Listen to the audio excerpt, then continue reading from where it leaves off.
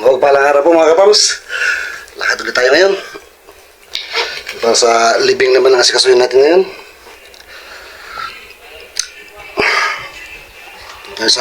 Pero tantay ka na body ngayon. Nga pala po, kagabi, duman sila kuya ka-business dito. Dala na lang itong mga tinapay at cup noodles. Para sa lamay sana ni Nanay Marita. Wala na pong lamay. Kaya inquire tayo sa ating mga kasama kung anong gagawin natin dyan sa mga tinapay at noodles na yan, no? At daan tayo kay Buddy ngayon sa bahay nila. Ngayon is 7:25 na pa ng umaga. At least nakatulog man tayo ng mga ilang oras. Let's go! Ito ko tayo kay na Buddy ngayon, mga kapams, bahay nila. Ay po nga, nakasombrero na ako. Yung nagtunan po, magsombrero din ako. Tulad ng itik, Buddy. Kaya sa init, kaya naapektuhan yung mata ko. Dito ang sombrero po ako. At mag-face mask na po ako. Palagi. Sorry po, thank you po. Tapos si Buddy, mga kapatid, nakatid sa school. At si Jonathan na tagpuan ko. Oh, bakit siya? Ako ba yan? Biyaro ko yan. Ayun, dyan natin. Ano din kakasa yun? Pero pakado kayo mas malaki. Nalala ko nung dalawang babae na matay. Malaki sa kubra ng kanya. Tawag natin niya. Sabi natin gini. Malaki daw mabaho na. Hindi kasya. Puta. Yung una nang matay yan, hindi yan. Una.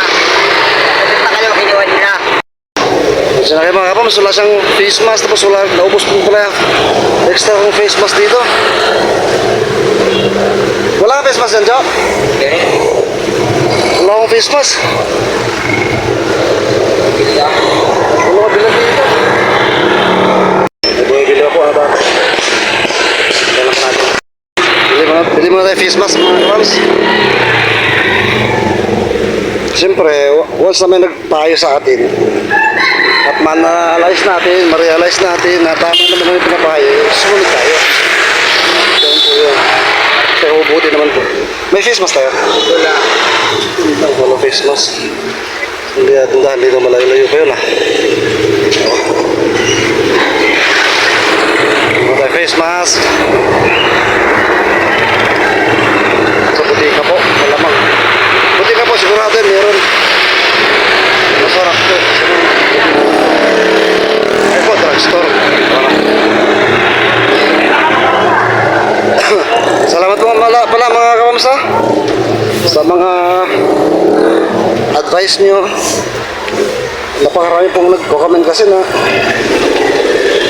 matigas ang ulo, magsuot ng face mask kasi airborne ang sakit ni Jonathan at mabilis makahawa at delikado.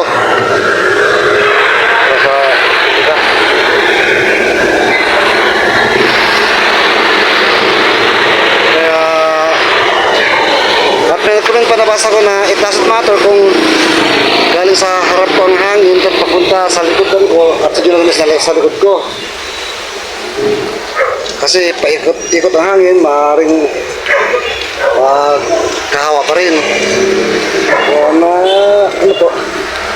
Salamat po sa mga pagpapayo ng mga kapatid. Napakalaking tulong na po yun para sa akin. Ito na po yung sinasabi namin mga kapatid na pinag-usapan namin nila Buddy. Once na malaman ni Jonathan na gano'n nangyari na hindi na makakaroon ng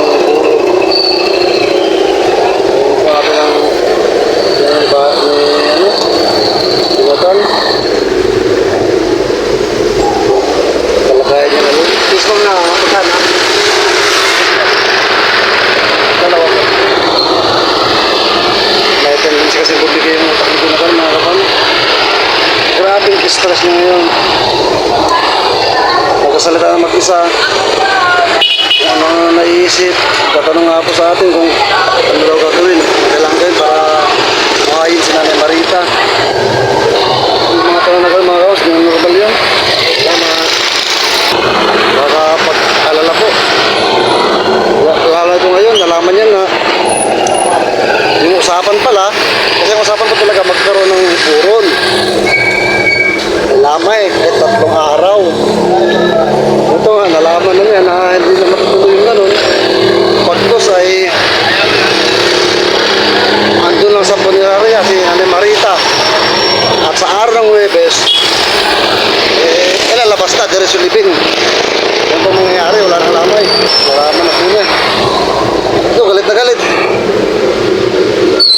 Magandang ano ito. Explanation. Hindi kasi lahat ng tao mga kapams is paniniwala nito ni Jonathan. At pinapaniwala lang nito si Kuya Kabiste, siyempre number one. Tapos ako, Coach Buddy. Medyo.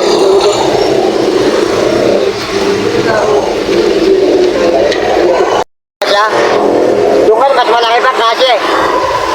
Mga sila, murgi sila. Hindi nila sinaso. Susumbong kita kay kuya. Kayong mga murgi kayo. Ginagawa yung aso mama ko ha. Di hayop mama ko, tao yan, kagaya nyo. Punta kayo mamaya sa akin. Si Kuya Kabis yung kaharap nyo. Ayun nyo ha. Sabi libre, wala pa lang bayad, tiyaga nyo ginawa eh. O sa ngayon, kung may pera yan, gagawin nyo yan. Tama yung kaibigan ng yung bata ron pinatilyo, binata na. May asawa na. Sabi sa akin, ano, walang pera eh, kaya hindi ka nakaso. O, tignan natin mamaya. Ano pa mga kapams? Punta natin si Buddy. Kasama natin mga barangay. Huhulihin niya ata si Buddy. Pakulong na. Yari ka, boss. Illegal possession of ugly face. Marami tawa ni mama. Ugly face kasi sinabi ni Sir. Si Buddy, mga kasi yung tungkol kay Nanay Marita. Para maklaro natin kasi mas maganda yung buo. Tayong lahat magkakasama na nag-uusap. Saan? Dito ko. Ang mukha ng barangay, mga taga-barangay.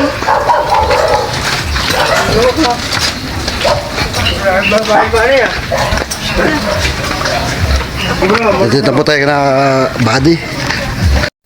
Tapo! Lumabas ka dyan. Pinapalibutan ka na namin. Tapo! Diyan po ba yung idol namin? Ano ba yung idol namin? Thinking Buddy?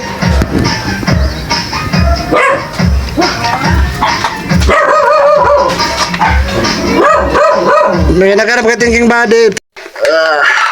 Ay. Uy, muna ako mga kapams. Tanghali na.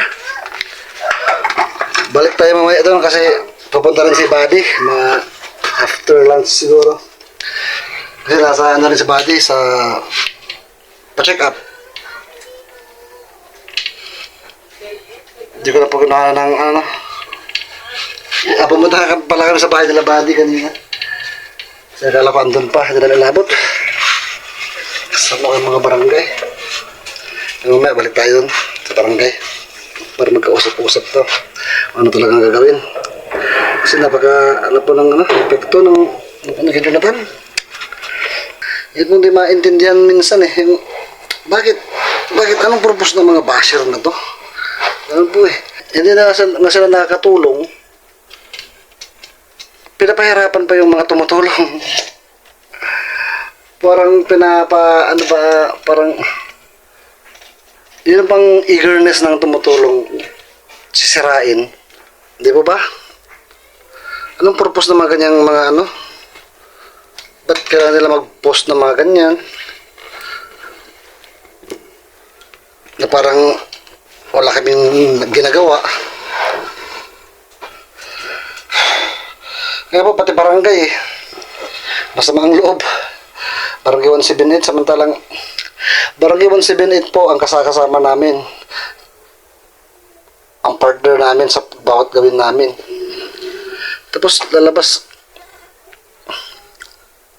parang walang ginagawang barangay. Kaya po naghihinanakit ang taga-barangay na bakit naman ganun. Pinapalabas pa na wala kaming ginagawa. Ano bang nasabi ng barangay? Kasi nakakasama ng loob po talaga yun eh sa taong ano, yung nagmamagandang loob ka ng at lahat, ibabas ka pa.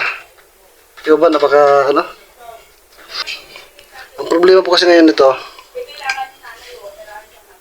hindi na kayang iburol si Nanay Marita. Kasi bloated na po, yung manas niya talagang bloated, tapos ang dami niyang sugat-sugat. Tapos, si Jonathan pa, pag nagburol, naglamay, siyempre may karamay po, magkipaglamay, ganun.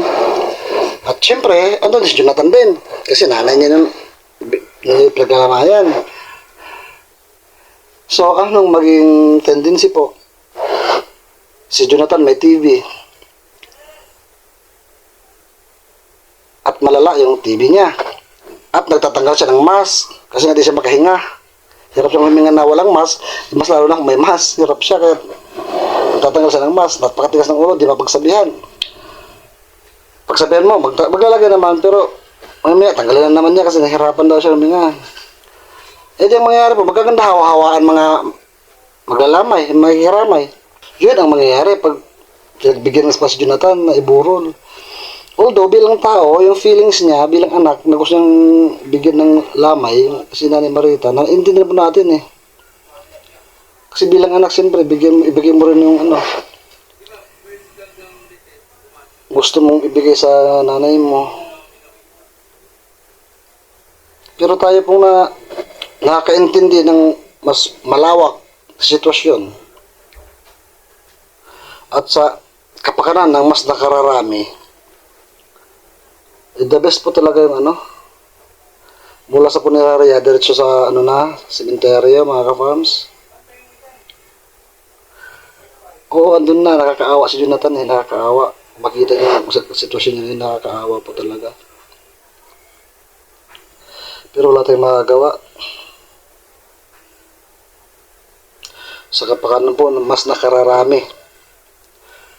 Kasi yun talaga ang mangyayari. Walang ibang patutunguhan pag lamay. Magkakalat lang si Jonathan ng sakit. Maraming mahawaan.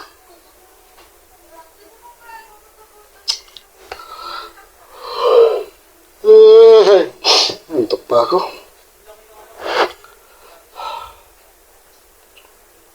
Tingnan nyo nga po pala mga kapams, no? Nakuha ko na yung ano ni Jonathan. Yung result ng medical niya. X-ray, nakuha ko na una. Tapos itong sa sputum naman niya, nakuha ko na rin. At dadalhin ko mamaya sa barangay to para bigyan ko sila ng kopya. Mga taga-barangay, mga ka-fans. Para sa ano niya, sa gawin nilang endorsement sa DSWD. Kailangan nila to. Maano na po talaga yung ano ni Jonathan. Although di ko maintindihan masyado.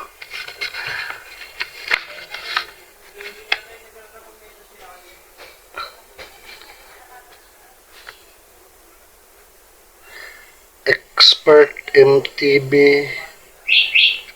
Ultra. Kaya papakita ko po yung diagnostics ha. Yung sa ano niya. Ano ko na lang kayo, i-flash ko na lang po. Yan po siya, oh. Saan yun? Ito.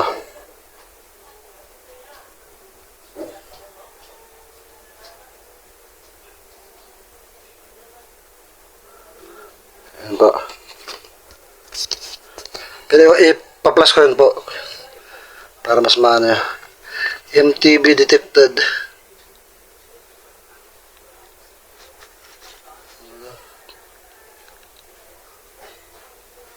Plus ko po yung ito po yung ano niya.